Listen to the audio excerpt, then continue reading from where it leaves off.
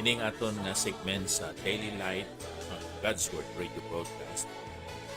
Aton ini ginapatuloy sa mga kabyanan naton nga radio listeners and viewers diri sa Facebook sa Negros Occidental. Kag sa aton mga Facebook friends nga bisan dito sa Amerika o sa iban nga lugar nagatanaw kag nagapamati karon diri sa Broadcast. Ang aton nga pamalandungan karon amo ini ang pamahagi metodo sang aton Ginoo sa iya nga pagtihon sa iya mga gituton na ginatawag naton mga apostoles. Sa Marcos Kapitulo 3, versikulo 13, tugtog sa 17, amo ini ang aton nga mabasa.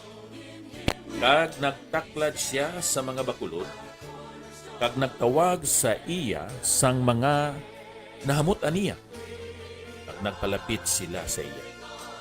Kag nagtangdo siya sing napulog duha nga iya man ginhingalanan mga pinadala o kon mga apostoles. Agod nga magpakigupod sila sa iya. Kag nga mapadala niya sila sa pagwali. Kag may pagbulutan sa pagsubol sa mga yawa. Si Simon nga ginhanyuan niya Pedro. Si Santiago nga anak ni Zebedeo kag si Juan nga utod ni Santiago. Nga ginhanyuan niya sila Boanerges. Kung sayuron mga anak sang daguo.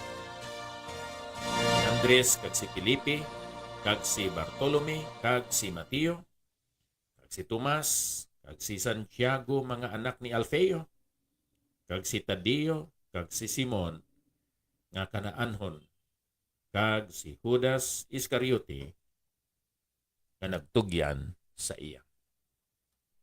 Kabay nga ang Ginoo abyan, magadugang sang pagpakamayo sa sining mga pulong nga aton ginbasa. Gintiguluhan nakon ini the present-shaped life, gindihon, ginpurma nga kabuhi pinaagi sa pag-upod ni Ginoong Hesus sa iya nga mga gintutunan. Ang presensya ni Ginoong Hesus hindi lang ang iya proclamations, hindi lang ang iya preachings, kundi ang iya modelo, ang pagkabuhi niya sa tubangan sang iya mga gintutunan nga gintawag man niya mga pinadala. Sa pagkamatuod si Ginoong Hesus nagtipon sang kadam-an sa iya nga pag-minister diri sa kalibutan. May mga 5 kagatos siya ka mga gintutunan o kon mga sumulunod. Gin-mention dira sa naunang Korinto Kapitulo 15. Then may 120 siya ka mga gintutunan. Then may 70 siya ka mga gintutunan. Kag nga may 12 siya ka mga gintutunan nga gintawag niya mga pinadala o kon apostoles. Then may 3 siya ka masing naton malapit gid nga mga apostoles. Sila si Pedro, si Santiago, kag si Juan. So aton makita diri nga may ginatawag ang-ang o level sa kaangtanan o relationships kag katungdanan kag papel sa kabuhi. Relationships, responsibilities, and roles in life. Aton tun-an abyan ang mga katawhan nga tawag ni Ginoong Hesus. No?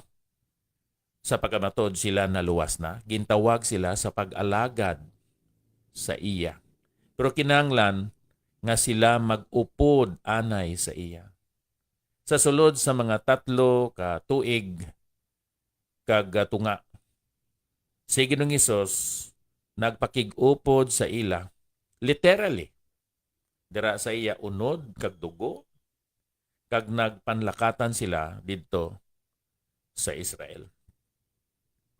Siling sang isa ni Corrie ten Boom, isa ka babae nga naka-eksperyensya man sa mga persecute sa mga soldado ni Hitler,